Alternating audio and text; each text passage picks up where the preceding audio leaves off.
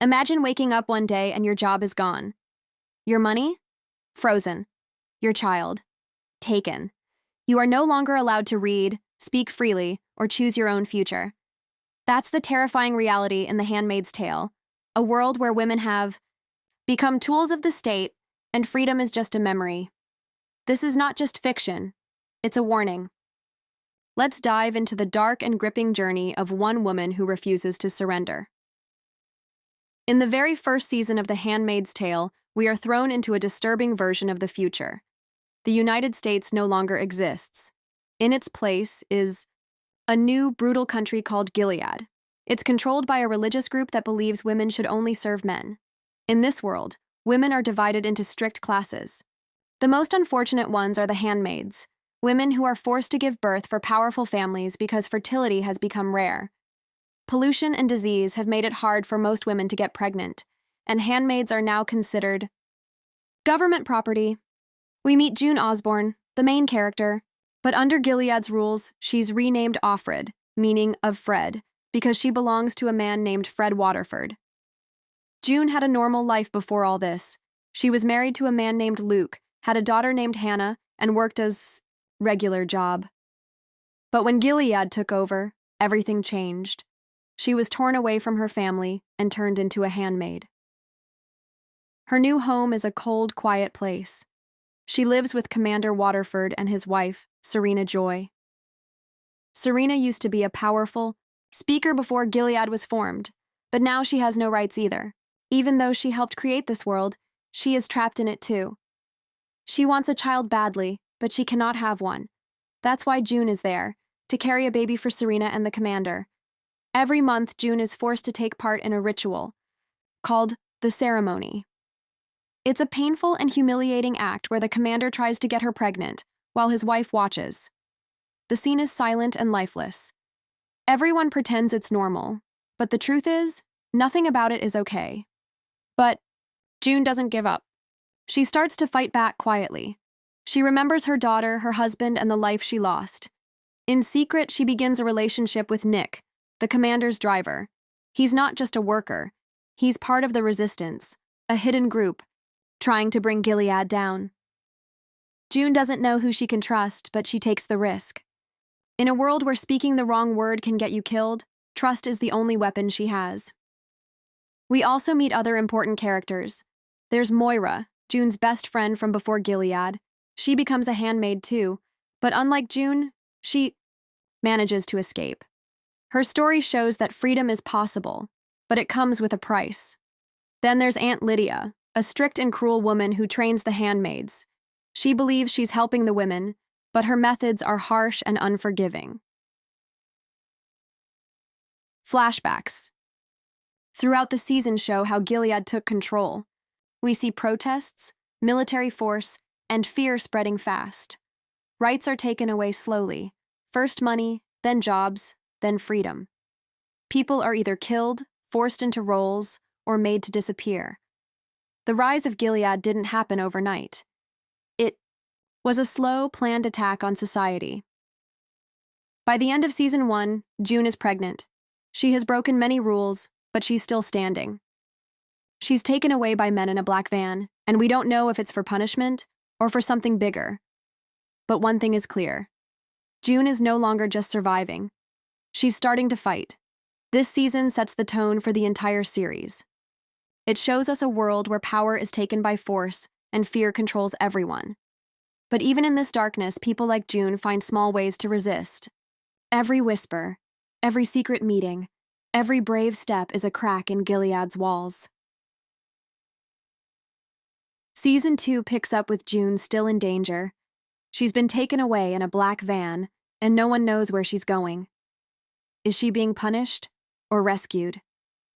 It turns out that Nick, the commander's driver and June's secret lover, has helped arrange her escape. For a moment, there's hope. She gets out of the Waterford house, removes the red cloak, and tastes freedom for the first time in years. But that freedom doesn't last long. June is quickly caught again. Gilead is always watching, always listening. She's forced to return to captivity, but not back to the Waterfords. She is sent to a place even worse, the Red Center. It's a re-education facility where Aunt Lydia punishes women who disobey. June is now carrying a child, something that makes her valuable to Gilead. They can't afford to kill her, but they can make her suffer.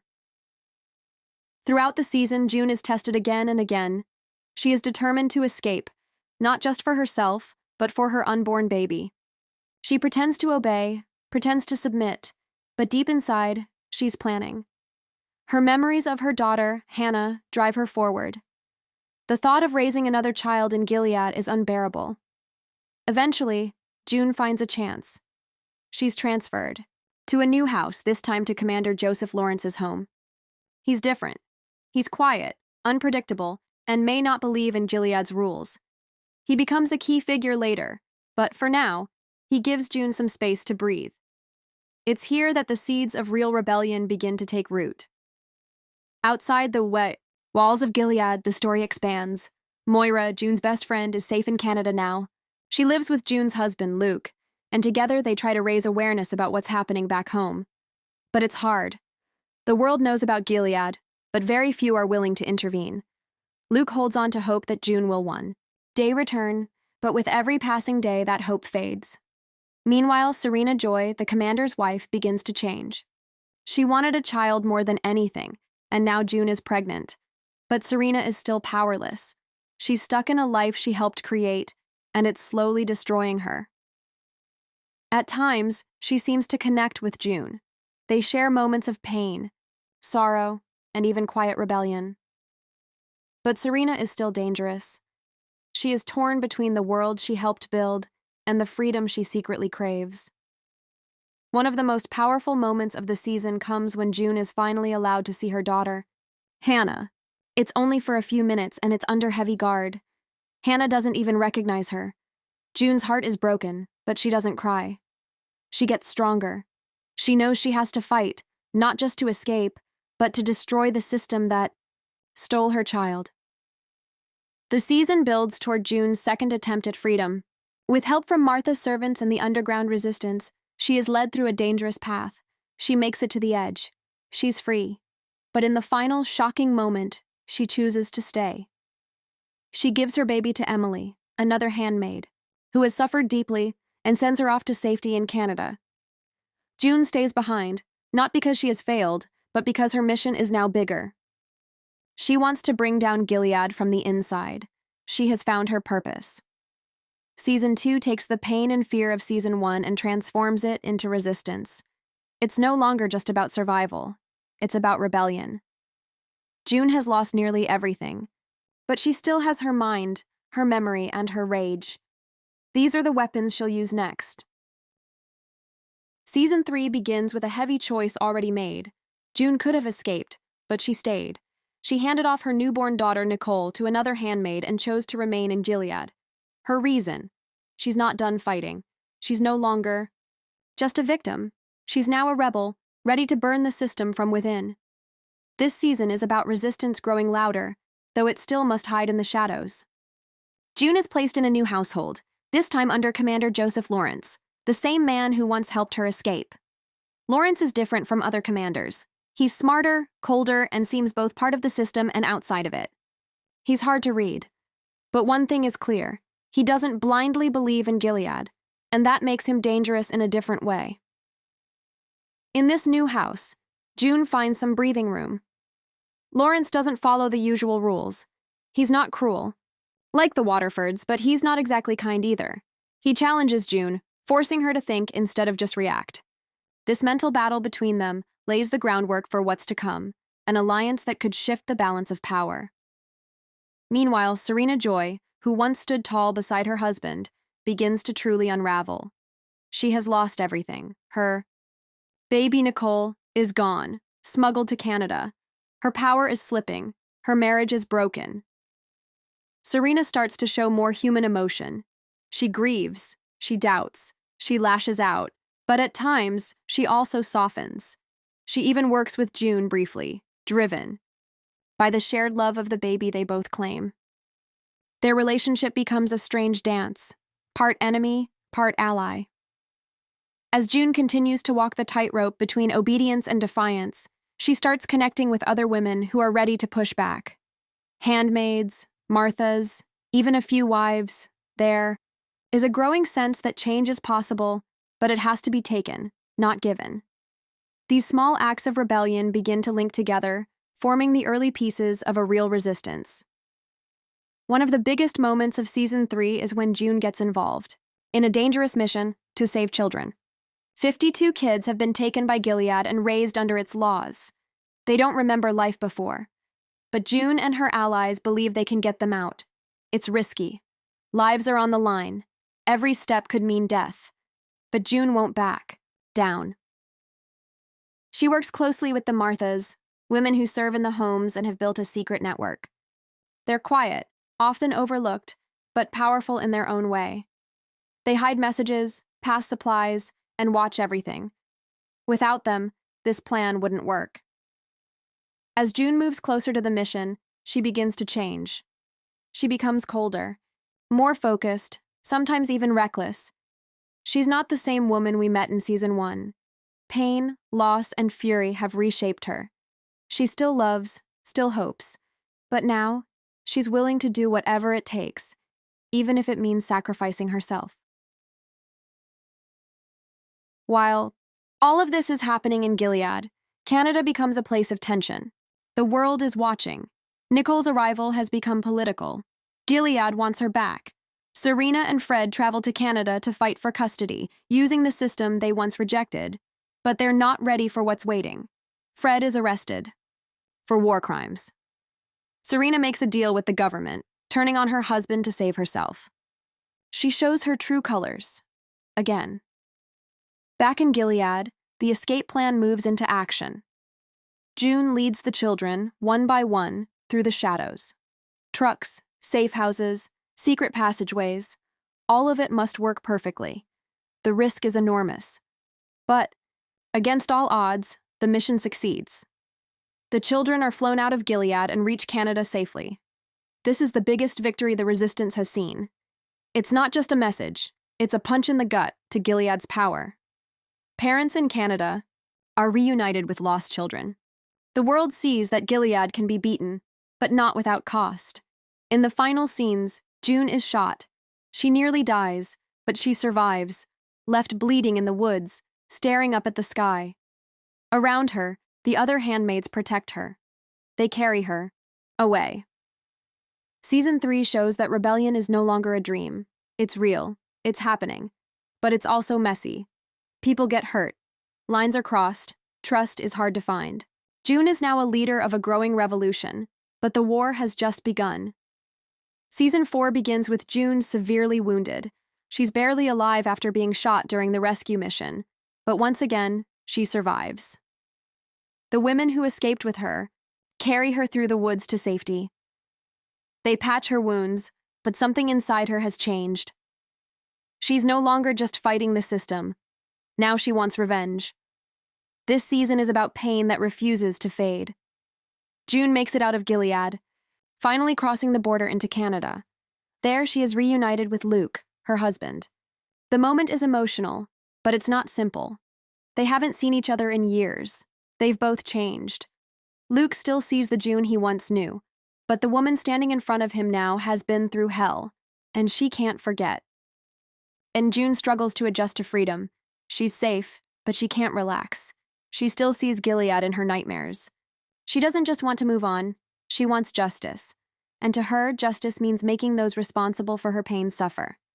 That includes Commander Fred Waterford. Fred is now a prisoner in Canada, but politics get in the way. There's talk of releasing him in exchange for diplomatic deals. June is furious. The man who abused her, who raped her, who helped build Gilead, he might walk free? She can't let that happen. In one of the most shocking moments of the entire series, June takes matters into her own hands. She arranges a deal. Fred is handed back to Gilead, but instead of returning to power, he's led into the woods, where June and other former handmaids are waiting. They surround him, they beat him, and finally they kill him. It's brutal, it's messy, and it's personal. This act marks a major turning point. June has crossed a line. She didn't wait for a trial. she delivered justice her way. Some see her as a hero. Others see her as dangerous. She doesn't care. For the first time, she feels powerful. Season 5 begins with the aftermath of Fred's death. June is haunted by what she did, but also proud. Serena, Fred's wife, is in shock. She tries to spin the story in her favor. In a cold, calculated move, she turns Fred into a martyr, wearing black, playing the grieving widow, and using the media to gain public sympathy. But Serena is still part of Gilead's system. And that system doesn't care about women, even her. Serena is sent back to Gilead, but under strict control. Her status crumbles. She finds herself in a twisted form of justice. Now she becomes like the women she once controlled. She's forced to live as a handmaid, dependent on others, her freedom gone. For the first time, Serena feels what it's like to be powerless in the world she helped build. Meanwhile, June continues to wrestle with her trauma. Her relationship with Luke is falling apart. He wants to move forward. He wants a normal life. But June can't let go. She keeps meeting with Nick, the father of her second child. Their bond is deep and painful. Nick still lives in Gilead, but he loves June. They meet in secret. They talk. But they know they can't be together. As the season progresses, June realizes that revenge isn't enough. Gilead's influence is growing, even outside its borders. In Canada, sympathizers protest in the streets. Women like June are being silenced. The war isn't over. It has just changed form. By the final episodes, something unexpected happens. June and Serena, enemies for so long, are thrown together by fate. Both women have lost everything. Both are mothers, survivors, and symbols of what Gilead can do. In a shocking twist, they end up on the same train, escaping danger, holding their babies side by side. It's a powerful image. Two women who once hated each other, now forced to face a common enemy. Not friends, not allies, but perhaps just, for a moment, equals. Season 5 closes with questions. Gilead is still standing. The fight is far from over. But the resistance is stronger now. The world has seen what June and others are capable of. And even though the cost has been high, the flame of rebellion keeps burning. The Handmaid's Tale isn't just a story. It's a warning. A look at what happens when power goes unchecked, and freedom is taken piece by piece. Over 5 intense seasons, we've seen June go from victim to warrior. She's lost, loved, killed, and fought for something bigger than herself. And now, as we wait for the final chapter in Season 6, one question remains. Will Gilead fall, or will it rise even stronger? If you found this recap helpful, make sure to like, share, and subscribe for more deep dives into the stories that matter. Blessed be the fight.